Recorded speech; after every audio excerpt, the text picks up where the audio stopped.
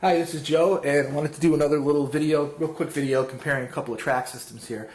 In this part one, I want to talk about Fastrack, okay, made by Lionel. If you've seen some of my other videos, you know I've recently made the decision to switch from Fastrack to MTH's Realtrax. We'll talk about this in part two of the video. This is a great track system, it really is. Right now, this is the rock star of track systems on the market right now. Couple of differences right now between the two, and I'll just do this real quick, okay, is the Fastrack is lighter, the Fastrack has more ties. The Fastrack does not have a T-rail rail.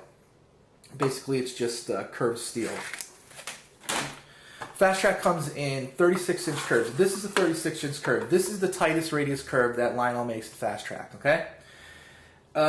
There's a lot of advantages and there's some disadvantages to that. One advantage is when you have a curve of 36-inch and you've got your trains going around, especially some of the larger engines, definitely some of the larger passenger cars, you're not going to see the overhang you would with, you know, a tighter radius curve.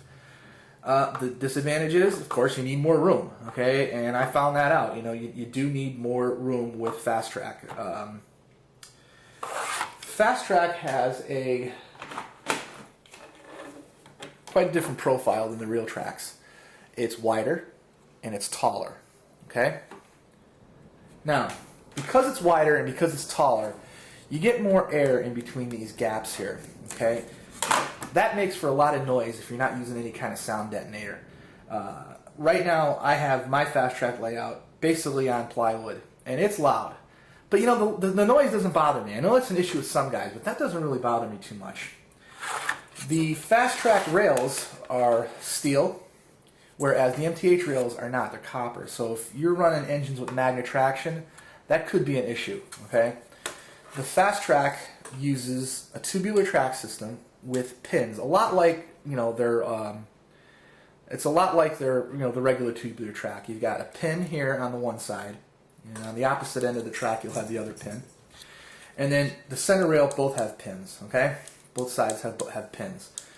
Basically what you do is you line up the pieces of track, okay, the outer rail pins go into each rail. And that inner rail pin, if you can see it, they kind of slide next to each other for electrical connection, and you give it a push.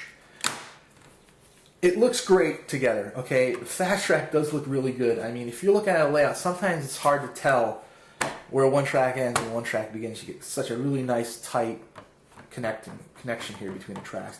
The only issue I've had with this stuff is if you run your fingers over this, now this all seems pretty good, okay? Sometimes one rail will be higher than the other, okay?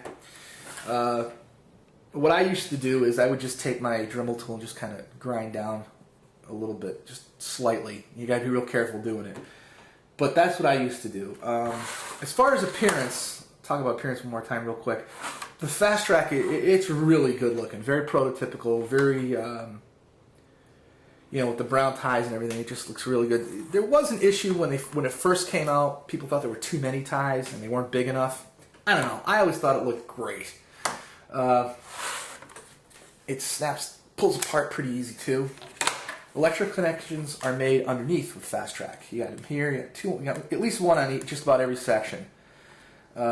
You got your middle rail here and your outer rail here. Middle rail, outer rail. And they've got these metal tabs here, and they make a connecting thing that kind of slides in.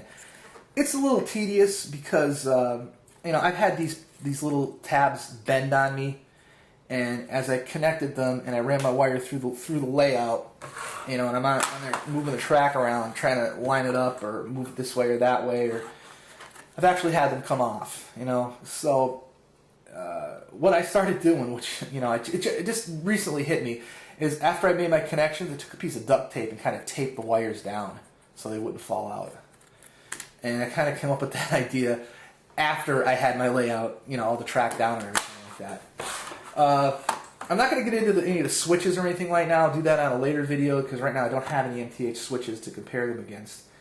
But one thing about the Fastrack I want to talk about real quick is I've noticed with this stuff, this gets really black and dirty really quick, okay?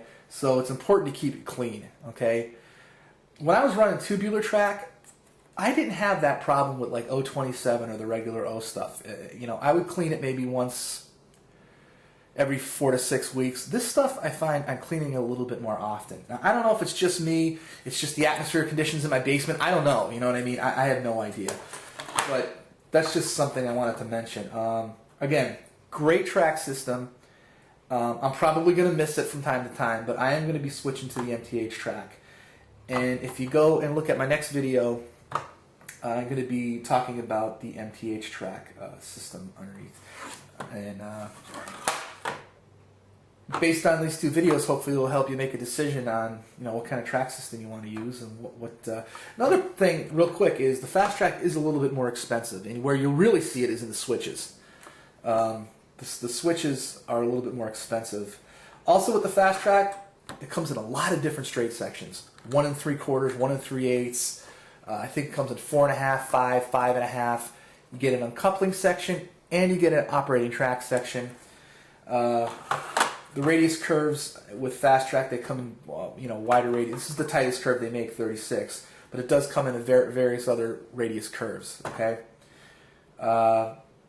We're going to talk about the switches in another video, but like I said, hopefully this will help you make a decision on what kind of track system you want to run. And if you look at my next video, I'll be talking about MTH's Realtrax.